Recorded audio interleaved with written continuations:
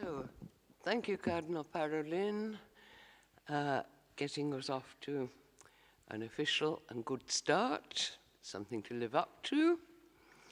And if the technicians, gracia, this is what I needed.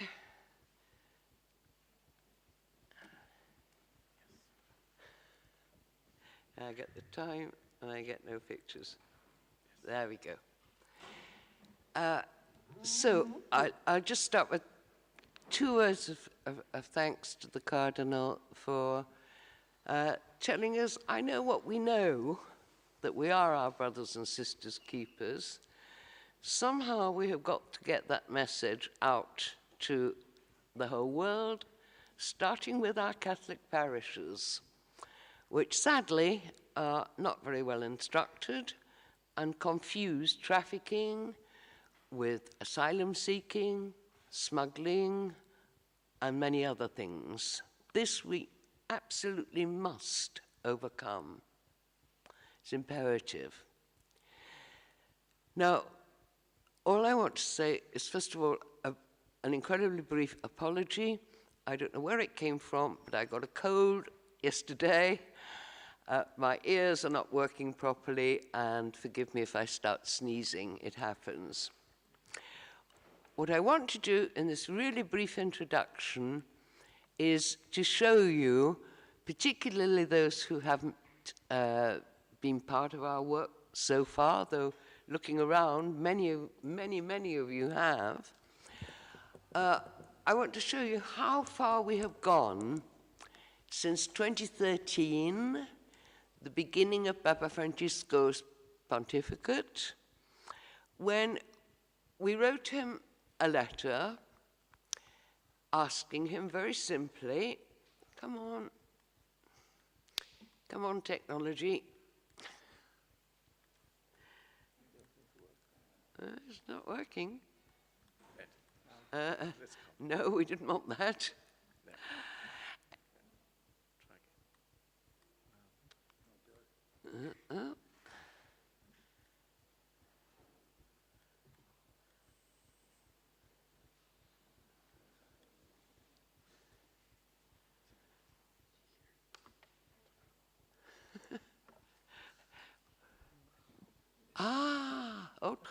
Otra, gracias, mi scusi.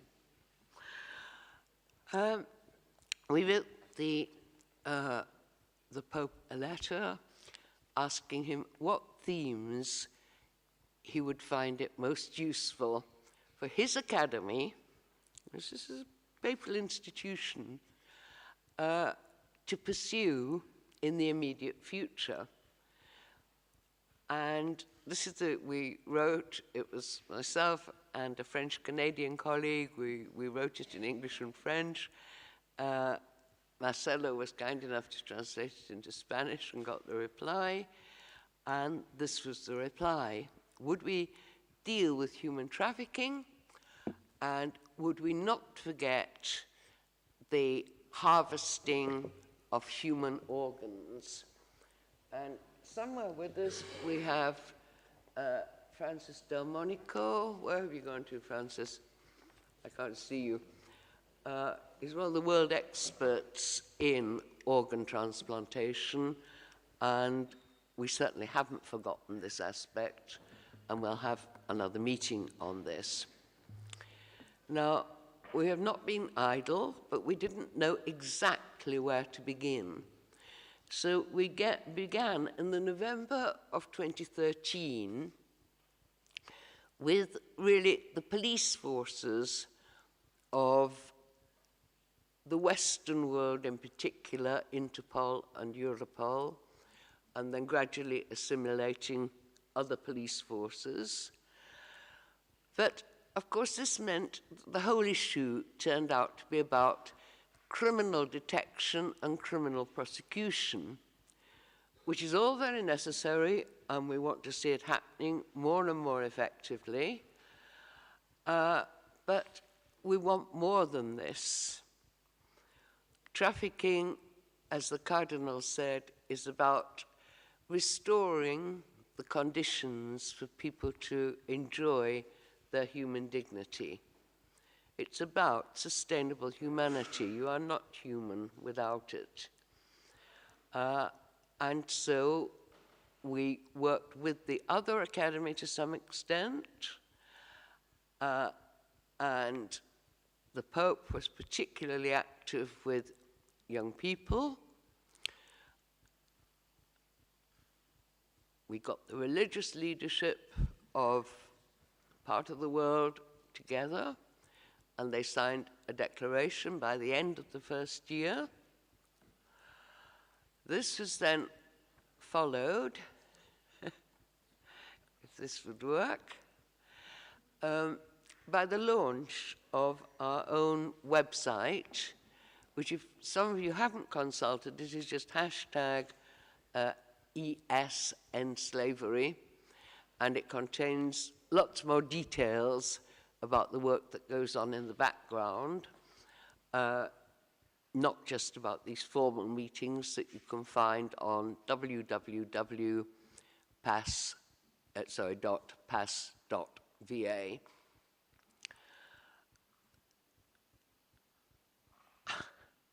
This doesn't want to play games.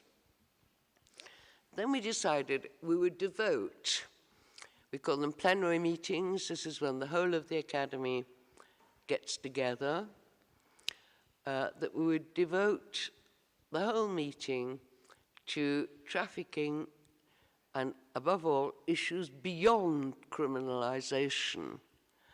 So where do the traffic come from? Why do they come from there? What forced kind of labor are they enrolled in?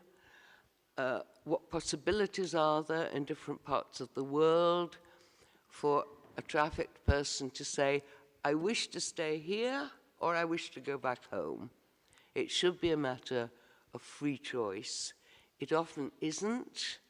It's often very difficult. And in the next few days, we'll be seeing how difficult it is in some places, and they are not necessarily the countries that you would expect. For example, Great Britain is one of the most difficult, and I should know I'm fighting them daily over this issue. Now, of course, since we are an academy made up of academics, there are necessarily, we can't resist it, there are books to go with it. Now, all of these are open access books. You can download them completely for free. You don't have to download the whole volume. You may not want the whole volume, but you can pick the articles out that you do want. So that was another means of diffusion. Come on. So what comes next? Nothing according to this machine. Well, this is something that we got into a lot of trouble for with the ultra-right Catholic Republicans of the United States, in particular. We invited the then Secretary General of the United Nations, KiMoon, and these pictures are taken from inside this room, to come and address us and listen to us about two things. Climate change, which preoccupied our older sister academy, Pontifical Academy of Science, and human trafficking, which was our social science contribution. Now, he was a very understanding man, but a very realistic one too. And he told us in April, we have a draft for the new Sustainable Development Goals. National representatives have fought over them and against them, and you will have the greatest difficulties altering 1 comma of this draft. Nevertheless, I support you. And thanks to his support and the support of many, many people, too numerous to mention, when it came to the August the meeting in the UN about the designation of the new millennial goals, amazingly, we found clause 8.7 had been introduced, was the constitutive part of the new SDGs, and it was specifically against human trafficking, forced labor, child labor, and child soldiers, all of which are causes that we would have no difficulty in supporting. But we knew that our support base was fragile, that it had been difficult to gain this clause inserted in the SDGs.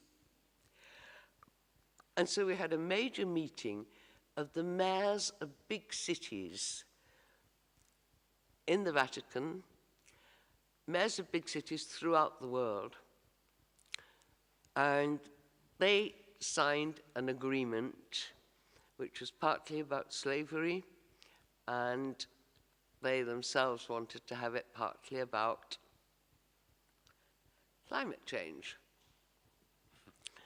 Then our hugest boost to this effort against human trafficking was the publication of Laudato Si, which probably had more influence in terms of climate change, but also had some very significant paragraphs condemning human trafficking for of all kinds and for all purposes.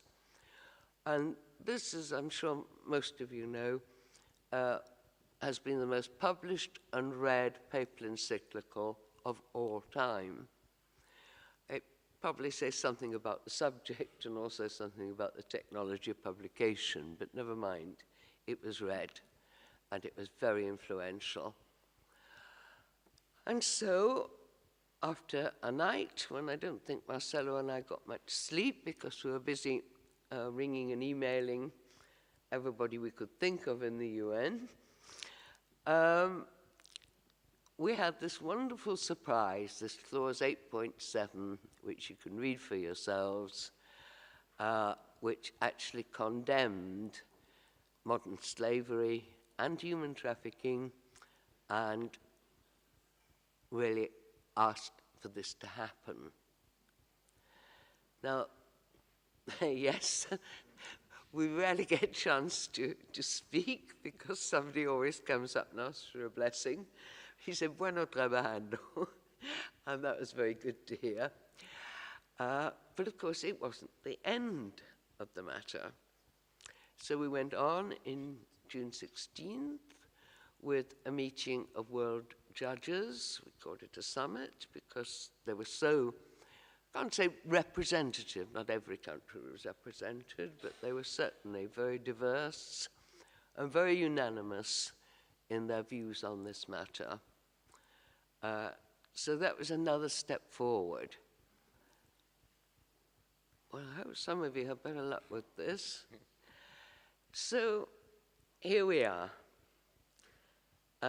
So far, everything, all these exertions that I've been going through very, very briefly, have been about ending the practice. But of course, the practice doesn't end there. There are human casualties, millions of them, because we don't believe any of the statistics are precise, exact, credible. And the one thing that has attracted very little attention is what happens to the trafficked. Personally, I don't like the term survivor. It sounds individualist, a matter of personality. They are a resilient group. Human beings are resilient people.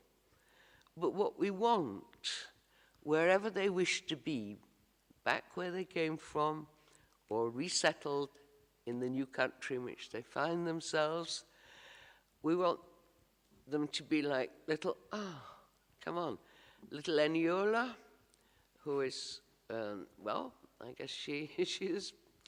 When she gets a passport, she will be British. She was conceived in Britain and born in Britain. Her mother was trafficked into domestic slavery from Lagos, Nigeria.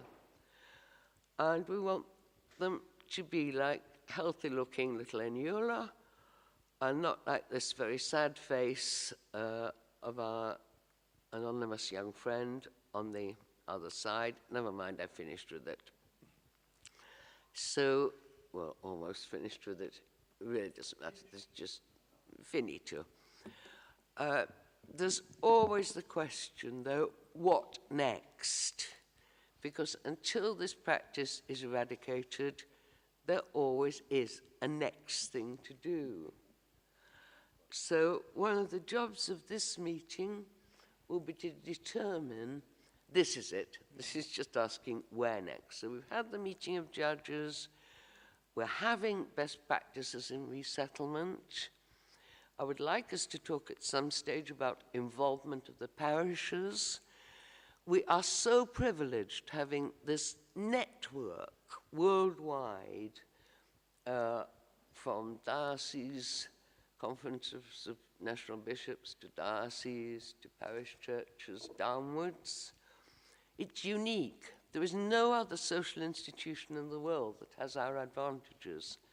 We should be able to make more of an impact. This is not a competition, but if people wanted to look at it in that way, the more beneficiaries there are from our activities, the better it is. So we will be looking partly at the parishes, partly at national legislation, and particularly about increasing public awareness. But there may be all sorts of other issues that we should move on to, and if any of you have any good ideas, I hope at the end of this meeting you will feel very free to raise them and then to email in more detail about them. But last word is welcome. Help us carry on the good work, because you are the good workers. And I will finish by introducing you to Professor John McEldowney, who will be our chair for the whole of this meeting, and leave it to John to introduce our first speaker. So thank you for coming. Thank you for working together, contigo, and may we really help to make a difference.